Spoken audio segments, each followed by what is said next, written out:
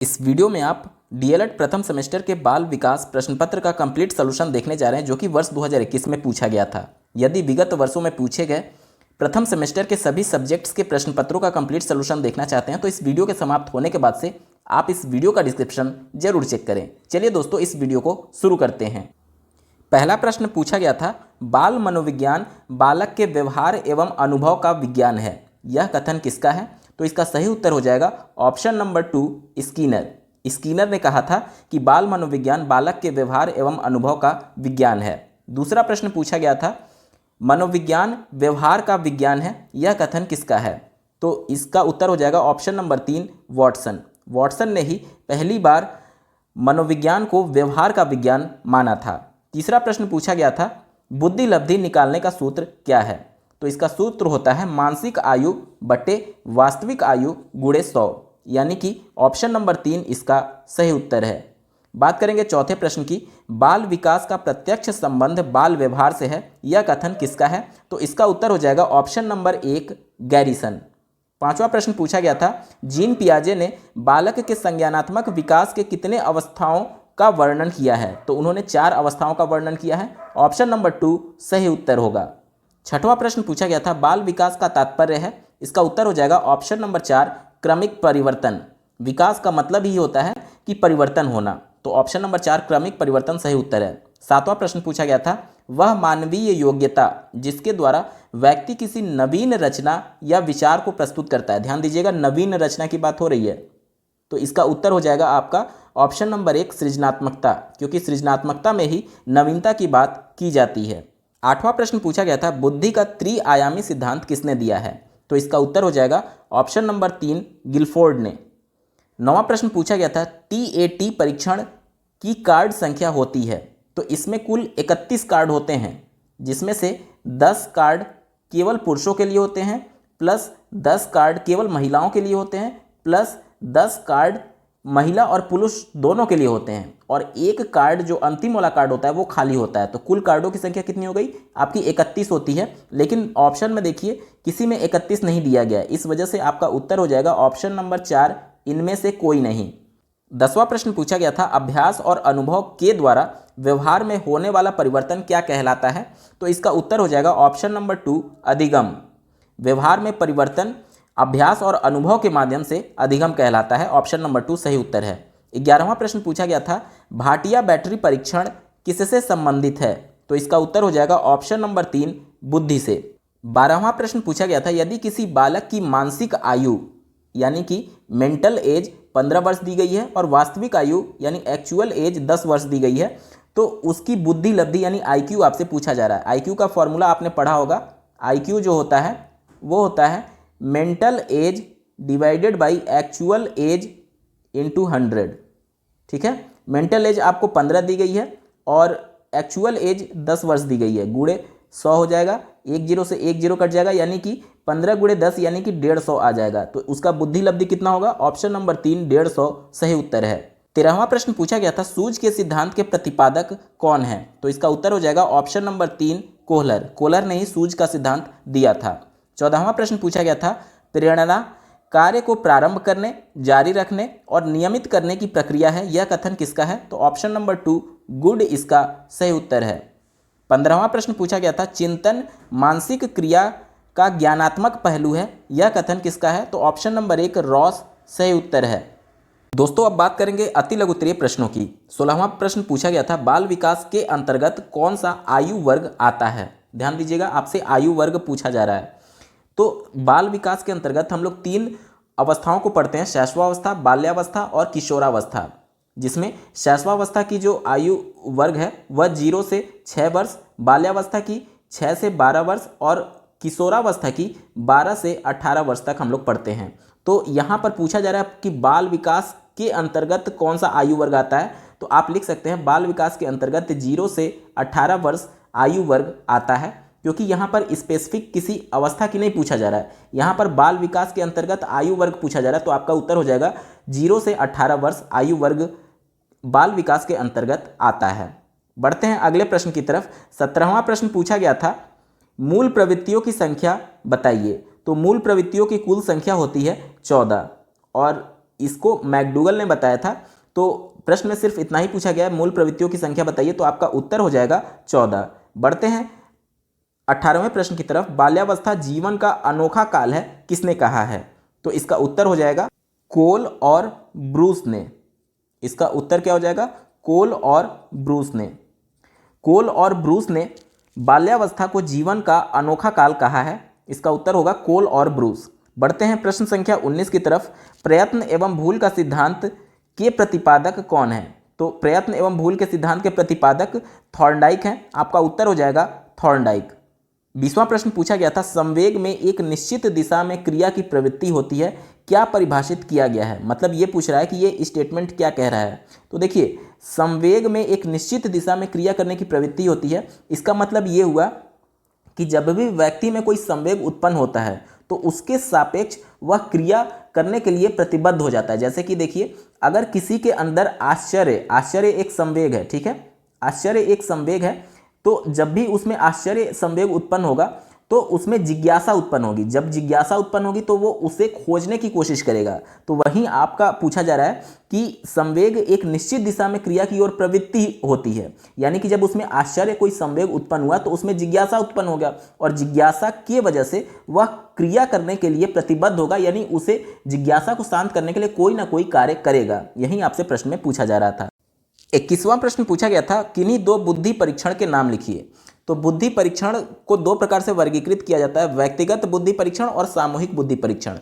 अब इन दोनों में दो दो कैटेगरी बनाई गई है। व्यक्तिगत बुद्धि परीक्षण में पहला कैटेगरी होता है शाब्दिक या भाषात्मक, ये उनके लिए होता है जो कि पढ़े लिखे होते हैं, और दूसरा इसी में कैटेगरी होता है अशाब्दिक या फिर क्रियात्मक, जो कि अनपढ़ होते हैं, उनके लिए किया जाता है। और सामूहिक बुद्धि परीक्षण में कई लोगों का एक साथ समूह में बुद्धि परीक्षण किया जाता है। इसमें भी दो कैटेगरी बांटे गए हैं, पहला सामूहिक शाब्दिक यानी जो पढ़े लिखे लोग होते हैं, और दूसरा सामूहिक अशाब्दिक जो अनपढ़ होते हैं।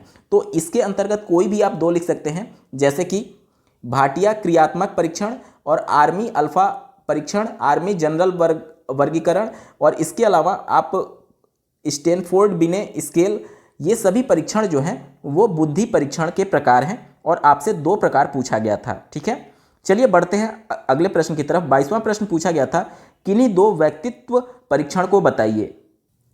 व्यक्तित्व परीक्षण को भी तीन विधियों में बांटा गया है। पहला आत्मनिष्ठ, जिसे सब्जेक्टिव मेथड कहते हैं, दूसरा ऑब्जेक्टिव मेथड, और तीसरा प्रोजेक्टिव, जिसे प्रक्षेपी विधि कहते हैं। तो आप इसमें से कोई भी दो विधि लिख सकते थे। जैसे कि अगर प्रक्षेपी विधि की बात करें तो प्रासंगिक अंतर्बोध परीक्षण, जिसे TAT परीक्षण कहा जाता है, जिसमें 31 कार्ड होते हैं। ठीक है, दूसरा होता है बालकों का अंतर्बोध परीक्षण, ये भी प्रक्षेपी विधि के अंतर्गत आता है, जिसे CAT के नाम से जाना जाता है। और इसके अलावा शब्द साहचर्य परीक्षण, चित्र साहचर्य परीक्षण, तो इनमें से कोई भी दो आप लिख सकते हैं। 23वां प्रश्न पूछा गया था, सूझ या अंतर्दृष्टि सिद्धांत के प्रवर्तक का नाम लिखिए। तो सूझ का सिद्धांत कोहलर के द्वारा दिया गया था, आपका उत्तर हो जाएगा कोहलर। 24वां प्रश्न पूछा गया था, बुद्धि के द्विखंड सिद्धांत का प्रतिपादन किस मनोवैज्ञानिक ने किया है? बुद्धि के द्विखंड सिद्धांत का प्रतिपादन स्पीयरमैन के द्वारा किया गया था। इन्होंने बुद्धि के दो कारक बताए थे, पहला G कारक जिसे जनरल कारक बोला जाता है, और दूसरा S कारक जिसे स्पेसिफिक कारक बोला गया। तो आपका उत्तर हो जाएगा स्पीयरमैन। बात करेंगे 25वें प्रश्न की, प्रथम मनोवैज्ञानिक प्रयोगशाला की स्थापना किसने की थी? तो प्रथम मनोवैज्ञानिक प्रयोगशाला की स्थापना विल्हेम वुंट ने की थी 1879 में। जर्मनी में पहली बार मनोविज्ञान की प्रयोगशाला स्थापित करने वाले विल्हेम वुंट थे। तो आपका उत्तर हो जाएगा विल्हेम वुंट। 26वां प्रश्न पूछा गया था, प्रबलन सिद्धांत का प्रतिपादन किसके द्वारा किया गया था? तो इसका उत्तर हो जाएगा प्रबलन सिद्धांत का प्रतिपादन मनोवैज्ञानिक क्लार्क एल हल के द्वारा 1915 में किया गया था। तो आपका उत्तर हो जाएगा क्लार्क एल हल। बात करेंगे प्रश्न संख्या 27 की, माध्यिका की गणना का सूत्र बताइए। तो माध्यिका, जिसे अंग्रेजी में मीन बोला जाता है, M से डिनोट करते हैं, इसका सूत्र होता है sigma x divided by n, जहां सिग्मा x जो है वह समूह में उपस्थित आंकड़ों का योग है, मतलब जितने भी आंकड़े होंगे सबका योग हो जाएगा, और n जो है समूह में उपस्थित आंकड़ों की संख्या, जितने भी आंकड़े होंगे उनका संख्या है। 28वां प्रश्न पूछा गया था, बाल विकास के अंतर्गत शैशवावस्था की अवधि कौन सी मानी गई है? तो अवस्था की अवधि जो होती है वह 0 से 6 वर्ष तक की होती है। तो आपका उत्तर हो जाएगा 0 से 6 वर्ष। 29वां प्रश्न पूछा गया था, स्मृति को परिभाषित कीजिए। स्मृति का परिभाषा आप लोग लिख सकते हैं, मस्तिष्क की वह प्रक्रिया जिसके द्वारा हम अपने पूर्व अनुभव से लाभ उठाते हैं स्मृति कहलाती है। मैकडूगल ने इसको इस प्रकार से परिभाषित किया है कि स्मृति का तात्पर्य भूतकालीन घटनाओं के अनुभवों की कल्पना एवं पहचान करना है कि वे अपने ही भूतकालीन अनुभव हैं। तो ये स्मृति का परिभाषा आप लिख सकते हैं। 30वां प्रश्न पूछा गया था, अधिगम अंतरण क्या है? अधिगम अंतरण को ही अधिगम स्थानांतरण कहते हैं और इसका परिभाषा आप लोग लिख सकते हैं, किसी भी परिस्थिति में सीखी हुई क्रिया या विषय का अन्य किसी दूसरी परिस्थिति में उपयोग करना अधिगम स्थानांतरण या फिर अधिगम अंतरण कहलाता है। अब बात करेंगे लघुत्तरीय प्रश्नों की। 31वां प्रश्न पूछा गया था, बालक के विकास पर वातावरण एवं वंशानुक्रम का प्रभाव पड़ता है, स्पष्ट कीजिए। बालक का जो विकास होता है वो वातावरण और वंशानुक्रम पूरी तरीके से उनके गुणनफल से प्रभावित होता है। इसको स्पष्ट करने के लिए आप एक उदाहरण लिख सकते हैं, जैसे कि अगर कोई माता पिता जिनकी हाइट कम है तो उनके जो बच्चे होते हैं वो बड़े भी हो सकते हैं, उनसे हाइट में ज़्यादा भी हो सकते हैं।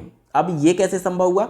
अगर केवल वंशानुक्रम का प्रभाव रहता तो जो उनके जीन में आ चुका है, उनके गुणसूत्र आ चुके हैं, तो निश्चित तौर पर बच्चे की हाइट माता पिता के हाइट से बराबर होनी चाहिए। लेकिन अगर वो बच्चा खेल कूद कर रहा है या फिर लटक रहा है कोई चीज़ पकड़ करके, तो निश्चित तौर पर उसका हाइट बढ़ सकता है, यानी कि वातावरण के प्रभाव में आकर के उसके वंशानुक्रम के अलग हट करके उसका विकास हो सकता है। तो कहीं ना कहीं वंशानुक्रम और वातावरण पूरी तरीके से प्रभावित करते हैं और इसके गुणनफल के आधार पर ही उस बालक के विकास का निर्धारण होता है।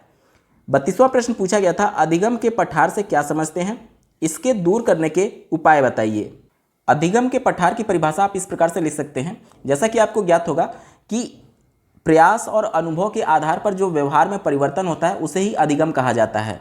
लेकिन कुछ समय बाद एक ऐसा समय आता है जब प्रयास करने के बावजूद भी सीखने की क्रिया में उन्नति नहीं होती है या फिर बिल्कुल रुक जाती है। तो उन्नति के इस प्रकार रुक जाने की क्रिया को ही सीखने का पठार कहा जाता है। प्रश्न में आपसे पठार के कारण भी पूछे गए थे, तो इसके कई कारण होते हैं, जैसे कि कार्यों की जटिलता। अगर कोई कार्य बहुत ज़्यादा जटिल है तो उसमें भी पठार आता है। दूसरा आप लिख सकते हैं सीखने की अनुचित विधि। तीसरा आप लोग लिख सकते हैं शारीरिक सीमा। चौथा प्रेरणा की सीमा। पांचवा पुरानी आदतों का नवीन आदतों से संघर्ष। तो ये सभी पठार आने के कारण होते हैं। अब बात करेंगे प्रश्न संख्या 33 की, अभिप्रेरणा से क्या समझते हैं? इसके विभिन्न प्रकारों का सोदाहरण उल्लेख कीजिए। अभिप्रेरणा की परिभाषा आप इस प्रकार से लिख सकते हैं कि अभिप्रेरणा से तात्पर्य उस प्रेरक से होता है जो व्यक्ति को किसी विशिष्ट लक्ष्य के प्रति व्यवहार करने के लिए उसे प्रेरित करता है। इसके अलावा आपसे विभिन्न प्रकारों के बारे में भी पूछा गया था। तो अभिप्रेरणा दो प्रकार का होता है, पहला प्राकृतिक और दूसरा कृत्रिम। प्राकृतिक को फिर से 3 भागों में बांटा गया है। पहला मनोदैहिक, जिसके अंतर्गत मनुष्य को जीवित रहने के लिए कुछ चीज़ें आवश्यक है, जैसे कि खाना पीना। तो इन सब के लिए जो वो भोजन प्राप्त करने के लिए जो कमाने की उसकी आंतरिक प्रेरणा होती है उसे मनोदैहिक प्रेरणा कहते हैं। यानी कि जो जीवित रहने के लिए जो उसको प्रेरित कर रहा है कमाने के लिए, वो उसका मनोदैहिक प्रेरणा कहलाएगा। ठीक है, जैसे कि खाना हो गया, पीना हो गया। इसके अलावा दूसरा होता है प्राकृतिक अभिप्रेरणा में सामाजिक प्रेरणा। इसके अंतर्गत समाज में स्नेह, प्रेम, सम्मान और ये सभी चीज़ें पाने के लिए मनुष्य जो क्रिया करता है वही सामाजिक प्रेरणा कहलाता है। इसके अलावा तीसरा होता है व्यक्तिगत प्रेरणा। इसके अंतर्गत मनुष्य की अलग अलग प्रेरणाएं हो सकती हैं, क्योंकि ये व्यक्तिगत है, प्रत्येक व्यक्ति की अलग अलग हो सकती है। ठीक है, और इसके अलावा जो दूसरा इसका प्रकार था वो था कृत्रिम प्रेरणा। इसमें दंड और पुरस्कार, सहयोग, लक्ष्य, आदर्श और सोद्देश्य प्रयत्न, अभिप्रेरणा में परिपक्वता, पूरे व्यक्तित्व को लगा देना, ये सभी चीज़ें एक तरीके से कृत्रिम प्रेरणा के अंतर्गत आती हैं। 34वां प्रश्न पूछा गया था, सांख्यिकी से क्या समझते हैं? शिक्षा में इसकी क्या उपयोगिता है, बताइए। तो सांख्यिकी वह विज्ञान है जिसके द्वारा आंकड़ों का संकलन, विवरण, वर्गीकरण, विश्लेषण और विवेचना इस उद्देश्य से किया जाता है कि अर्जित किए गए आंकड़ों की तुलना की जा सके और आंकड़ों की आपस में संबंध स्थापित किया जा सके। इसके अलावा आपसे पूछा गया था कि सांख्यिकी का शिक्षा में क्या उपयोग है, तो इसके अंतर्गत आप लिख सकते हैं छात्रों के संबंध में भविष्यवाणी करने के संदर्भ में, क्योंकि बच्चे का जो प्राप्तांक है, जो साल दर साल उसका रिजल्ट आ रहा है, उसके आधार पर उसका कंपैरिजन करके एक विश्लेषण करके आप अनुमान लगा सकते हैं कि बच्चा भविष्य में क्या करेगा। ठीक है। इसके अलावा मापन और मनोविज्ञान में, कार्य कारण संबंध में, अनुसंधान परिकल्पना और परीक्षण में, इसके अलावा शैक्षिक नियोजन में, विद्यालय प्रबंधन में, प्राप्तांकों की व्याख्या करने में, छात्रों का वर्गीकरण करने में और शिक्षण विधियों का मूल्यांकन करने में, इन सभी में सांख्यिकी का उपयोग किया जाता है। 35वां प्रश्न पूछा गया था, केंद्रीय प्रवृत्ति की माप का क्या तात्पर्य है? तो इसकी परिभाषा आप लिख सकते हैं, एक केंद्रीय प्रवृत्ति की माप वह विशिष्ट मूल्य है जिसके चारों तरफ अन्य अंक संगठित होते हैं या जो अंकों को दो अर्ध भागों में विभाजित करता है। अगला प्रश्न पूछा गया था, किशोरावस्था संघर्ष, तनाव एवं दबाव की अवस्था है, इसका विवेचना कीजिए। स्टेनले हॉल ने किशोरावस्था को तनाव, दबाव और संघर्ष की अवस्था कहा था। इस उम्र में जो विकासशील बालक है वह अपने अंदर हो रहे तमाम परिवर्तनों से हैरान और परेशान रहता है, क्योंकि इसी उम्र सीमा में आप देखेंगे कि 12 से 18 वर्ष के बीच में जो युवक होता है और युवती होती हैं, उसमें अंतर धीरे धीरे शारीरिक रूप से स्पष्ट होने लगता है। तो अपने शरीर के अंदर हो रहे बदलाव से वो बहुत ज़्यादा परेशान होता है कि आखिर मेरे साथ ये हो क्यों रहा है। इसी वजह से इसको तनाव, संघर्ष, तूफान और दबाव की अवस्था कहा गया है। यही प्रश्न में आपसे पूछा गया था। 37वां प्रश्न पूछा गया था, विस्मरण के कारण बताइए। विस्मरण का मतलब होता है किसी चीज़ को भूल जाना, और विस्मृति का जो कारण होता है वो शारीरिक अस्वस्थता, यानी अगर आप शारीरिक रूप से स्वस्थ नहीं हैं या फिर मानसिक रूप से स्वस्थ नहीं हैं तो फिर चीज़ें आप भूल जाएंगे। इसका अन्य कारण होता है सीखने की दोषपूर्ण विधि। अगर आप सीखते समय जो विधि अपना रहे हैं वो उचित नहीं है, जिसमें आप इंटरेस्ट नहीं ले रहे हैं, तो भी आप सीखी हुई चीज़ों को जल्दी भूल जाते हैं। इसके अलावा आप कारण लिख सकते हैं, रुचि, ध्यान और इच्छा का अभाव होना, विषय का स्वरूप, पुनरावृत्ति का अभाव। जैसे कि कोई चीज़ आप सीखते हैं, अपने सब्जेक्ट में ही पढ़ते हैं, अगर बार बार आप उसको पुनरावृत्ति नहीं करेंगे यानी कि उसको दोहराएंगे नहीं तो भी आप चीज़ों को भूल जाते हैं। इसके अलावा संवेगात्मक कारक, ये सभी प्रमुख कारक होते हैं विस्मृति के। 38वां प्रश्न पूछा गया था, अंतर्मुखी व्यक्तित्व से क्या समझते हैं? तो मनोवैज्ञानिक युंग ने व्यक्तित्व को 3 भागों में बांटा था, 3 प्रकार से वर्गीकृत किया था। पहला बहिर्मुखी, दूसरा अंतर्मुखी और तीसरा उभयमुखी। प्रश्न में आपसे अंतर्मुखी की बात की जा रही है। तो युंग ने अंतर्मुखी व्यक्तियों को विचार प्रधान, भाव प्रधान, तर्क प्रधान और दिव्य दृष्टि प्रधान 4 रूपों में विभक्त किया है। ये लोग दूसरे व्यक्तियों से मिलना जुलना ज़्यादा पसंद नहीं करते हैं और उनकी मित्रता कुछ ही लोगों तक सीमित होती है। ये आत्म केंद्रित होते हैं, मतलब अपने में ही खोए रहते हैं। ऐसे व्यक्ति का बाह्य जगत की वस्तुओं से कम प्रेम होता है। यह व्यवहार कुशल नहीं होते हैं और हंसी मजाक और व्यर्थ के छलों आदि में नहीं फंसते हैं। ये चिंताग्रस्त होते हैं, अपनी वस्तुओं एवं कष्टों के प्रति सजग होते हैं। कहने का मतलब कि अपने में ही वो मगन रहते हैं, बाहरी दुनिया से उनका कुछ खास ज़्यादा लगाव नहीं होता है। स्मृति के कई प्रकार होते हैं, जैसे कि तात्कालिक स्मृति। इसके अंतर्गत याद की हुई बातों को व्यक्ति तत्काल सुना तो देता है लेकिन कुछ समय बाद वो चीज़ें भूल जाता है। दूसरा होता है स्थायी स्मृति। यह किशोरावस्था में विकसित होती है, बड़े होने पर याद रखने की क्षमता स्थायी होती जाती है। तीसरा होता है व्यक्तिगत स्मृति। इसके अंतर्गत व्यक्ति अपने व्यक्तिगत अनुभवों का स्मरण रखता है। चौथा होता है अव्यक्तिगत स्मृति, जिसमें अपने से अलावा किसी दूसरी चीज़ों जो कि उसके व्यक्तिगत चीज़ों से संबंधित नहीं है उनको वो याद रखता है। पांचवा होता है तार्किक स्मृति। इस स्मृति में वह वस्तु के औचित्य व तर्क वितर्क करके स्मरण रखता है। और इसके अलावा छठवां होता है सक्रिय स्मृति और सातवां होता है यांत्रिक स्मृति। इसमें आप एक एक दो लाइन लिख सकते थे। दोस्तों, अब हम लोग वीडियो के अंतिम पड़ाव पर आ चुके हैं। आपको ये वीडियो कैसा लगा कमेंट करके जरूर बताइएगा। साथ ही विगत वर्षों में पूछे गए प्रथम सेमेस्टर के सभी प्रश्नों पत्रों का कंप्लीट सॉल्यूशन देखने के लिए आप इस वीडियो का डिस्क्रिप्शन जरूर चेक करिएगा। अंतिम प्रश्न पूछा गया था, ध्यान को प्रभावित करने वाले कारक बताइए। तो ध्यान को प्रभावित करने वाले 2 कारक होते हैं, पहला बाह्य और दूसरा आंतरिक। बाह्य कारक के अंतर्गत गति, दूसरा तीव्रता, अवधि, विषमता, नवीनता, आकार, स्थिति, पुनरावृत्ति, परिवर्तन, ये सभी चीज़ें आती हैं। और आंतरिक कारक के अंतर्गत अभिरुचि, मूल प्रवृत्तियां, संवेग, आवश्यकता, आदत, लक्ष्य, ये सभी चीज़ें आती हैं। दोस्तों, मैं उम्मीद करता हूं आपको ये वीडियो पसंद आया होगा। और ऐसे ही महत्वपूर्ण अपडेट के लिए इस चैनल को सब्सक्राइब करना ना भूलें। इस वीडियो को देखने के लिए आपका बहुत बहुत धन्यवाद। भगवान करे आपका दिन शुभ हो।